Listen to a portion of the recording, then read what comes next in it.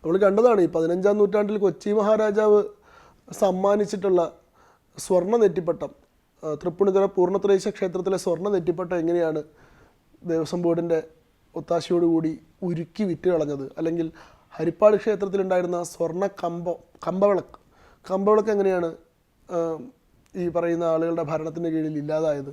അതല്ലെങ്കിൽ ഏറ്റുമാനൂർ ശിവക്ഷേത്രത്തിലെ 7.5 പൊന്നാനകളെ ഉരുക്കാൻ നടത്തിയിട്ടുള്ള ശ്രമങ്ങൾ, അങ്ങനെ എങ്ങനെയാണ് ക്ഷേത്ര സമ്പാദ്യങ്ങൾ ഇല്ലാതായത്. അതല്ലെങ്കിൽ ക്ഷേത്രങ്ങളെ എങ്ങനെയാണ് കച്ചവടമാക്കി മാറ്റുന്നത്. ക്ഷേത്രത്തിൻ്റെ കീഴിലുള്ള കുളങ്ങളിൽ മത്സ്യകൃഷിക്കുള്ള അനുമതി കൊടുത്തിട്ടുള്ള ദേവസ്വം ബോർഡിൻ്റെ തീരുമാനം ഈയിടെ വിവാദമായിരുന്നു. അതല്ലെങ്കിൽ തന്നെ ക്ഷേത്ര ഭൂമികൾ പാട്ടത്തിന് നൽകാനുള്ള തീരുമാനം വിവാദമായിരുന്നു. ക്ഷേത്രത്തിൻ്റെ ലക്ഷക്കണക്കിന് ഭൂമി പാട്ടക്കാലാവധി കഴിഞ്ഞതിന് ശേഷം തിരിച്ചു പിടിക്കാതെ